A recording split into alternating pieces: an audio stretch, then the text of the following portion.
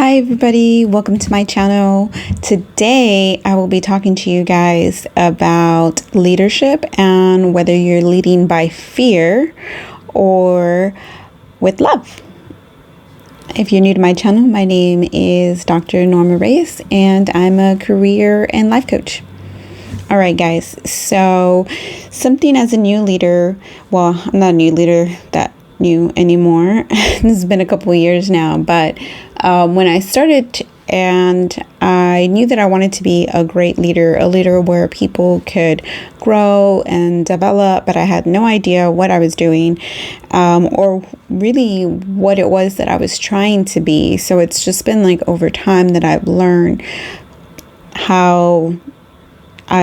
what I wanted to be as a leader, how I wanted to be as a leader, but I didn't have any words for it. Like I didn't know this is the type of leader that I wanted to be.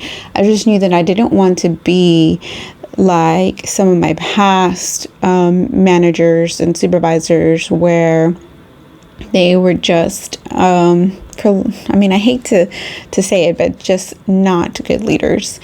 So what I've realized in the last couple of months is that those types of leaders were leading based off of fear, and I've really been working towards leading through love.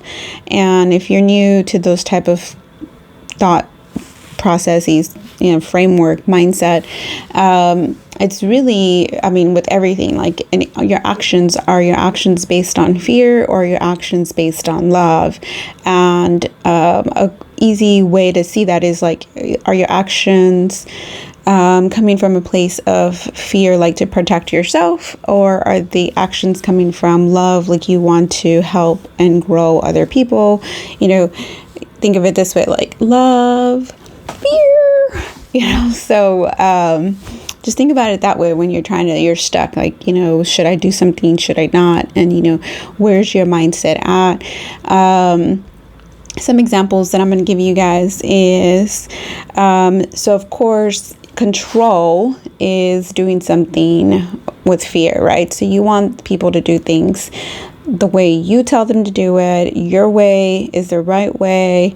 And so that's like essentially leading by fear, because you just want them to listen to you, don't question you, just do it. Right. And so the opposite of that, leading by love, would mean that you allow them to do it the way they like.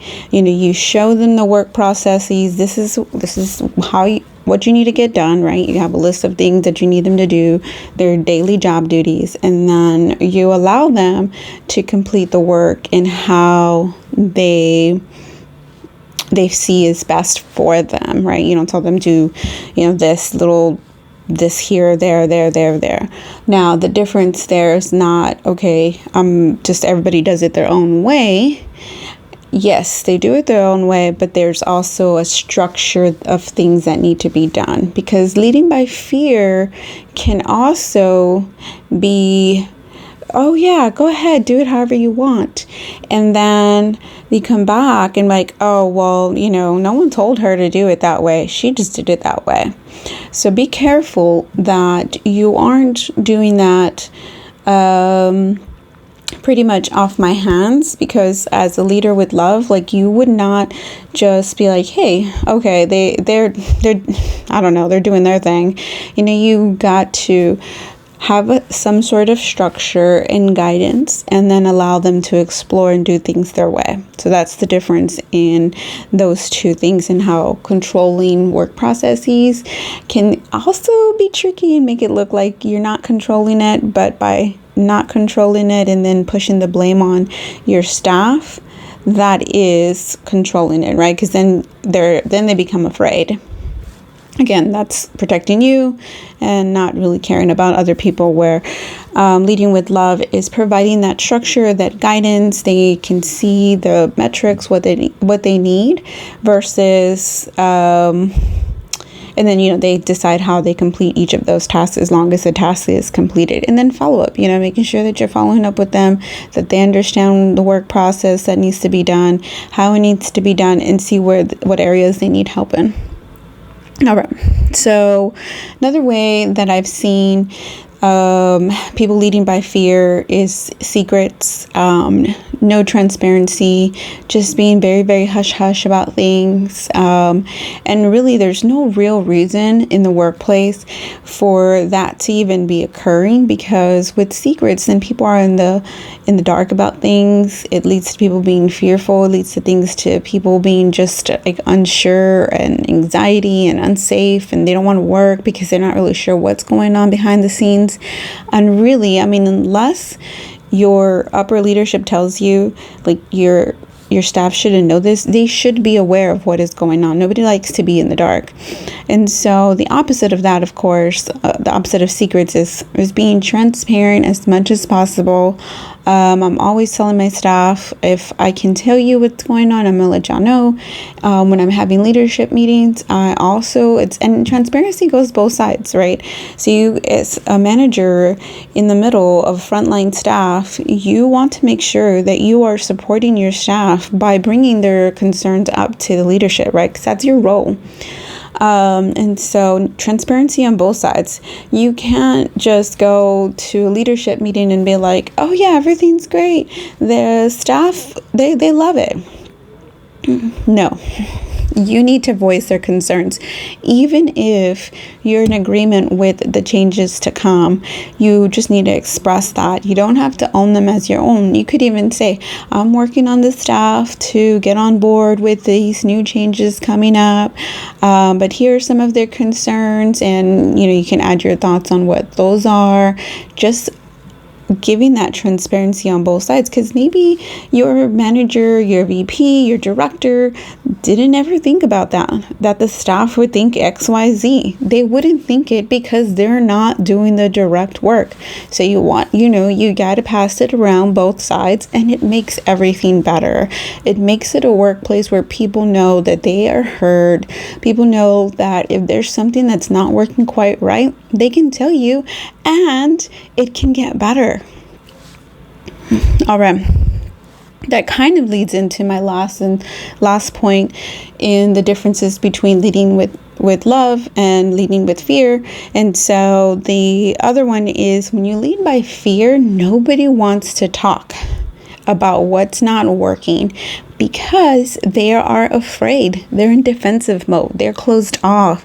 They just want to get their paycheck and get out of there and hope that they still have a job the next day. That is a terrible way to be leading a team. That is a terrible way to be leading a company. If you want to be successful as a company, as a department, as anything, you have to be leading with love, which is open, nurturing, developing, growing. A company that doesn't look at those things, they're gonna flounder. And if they don't flounder like quickly, it's just gonna be a horrible place where nobody wants to work. And eventually it will, just because all those people that are creative, they're gonna leave and go somewhere else where they are nurtured and developed. So on the flip side, a place of love is a place that leads with love is a place where everyone can just talk their ideas out, and they don't have to fear that that it's going to reflect negatively on them. And the best thing is that they are heard and they feel like they're making a difference in their work, and then also with the clients they serve. So again, those three things are, if you want to be leading with love, is providing structure and guidance, and then allowing staff to complete their goals and their metrics, whatever production standards you have, on their own with their own style.